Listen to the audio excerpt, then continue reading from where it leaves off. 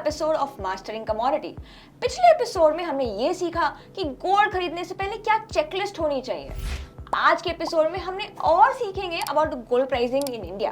But आगे बढ़ने से पहले do not forget to subscribe to our channel. Welcome Manav to the 11th episode of mastering commodities. Thank you Priya. So Manav, gold के बारे में हमने जाना, उसके प्राइसेस के बारे में जाना, बट अगर हम अपने देश की बात करें, जैसे भारत देश में गोल्ड का बहुत ज्यादा इट इज नॉट अनकॉमन। सो यहाँ इंडिया में कितना कंज्यूम होता है और कितना प्रोड्यूस होता है? राइट, सो गोल्ड अगर हम देखें तो इंडिया प्रोडक्शन की अगर बात करें तो बहुत ही मिनिमल नंबर्स है। हम मेजरली इम्पोर्टर्स हैं गोल्ड के। We are second largest consumers of gold. अगर हम देखें तो बहुत लोग को लगता है कि बिकॉज इंडियन कल्चर में है तो गोल्ड सबसे ज़्यादा हम ही यूज़ करते हैं, हम ही इंपोर्ट करते होंगे, लेकिन वी आर सेकेंड लार्जेस्ट। सबसे ज़्यादा जो कंजम्पशन होता है वो चाइना में होता है, उसके बाद हमारा नंबर आता है। We are majorly importers. तो इम्पोर्ट अगर हम देखें तो करीबन साल का 700 से 900 टन के आसपास हमारा कंजम्पशन है पूरे साल का। इसमें कुछ हद तक ज्वेलरी में यूज़ होता है, कुछ कॉइन बार बनाने में यूज़ होता है, कुछ इंडस्ट्रियल एक्टिविटी में भी गोल्ड का यूजेज है। तो बहुत सारी जगह पे फिर वो अपना एज अ यूजेज बढ़ जाता है, लेकिन majorly we are consumers, we are importers, not really a producing nation. तो अगर हमारे यहाँ कुछ बन ही नहीं रहा जैसे आपने बताया, और अगर हम सब कुछ ही इंपोर्ट कर रहे हैं, तो प्राइसिंग कैसे डिसाइड होती है देश में? I think that's a very interesting one, क्योंकि ये समझना जरूरी है कि वी आर प्राइस टेकर्स।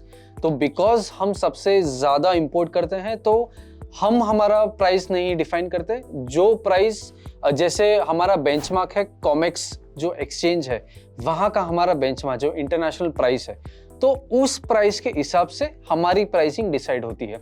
तो अगर सिर्फ मैं एक बेसिक आपको पैरिटी अगर समझानी है कि हमारा प्राइस कैसे बनता है, तो मान लीजिए कि इंटरनेशनल प्राइस $2000 के आसपास चल रहा है गोल्ड, तो उसके ऊपर हम कुछ बैंक कॉस्ट जोड़ेंगे।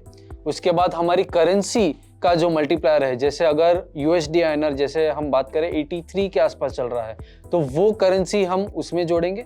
और सबसे एक इम्पॉर्टेंट पॉइंट है जो इम्पोर्ट ड्यूटी।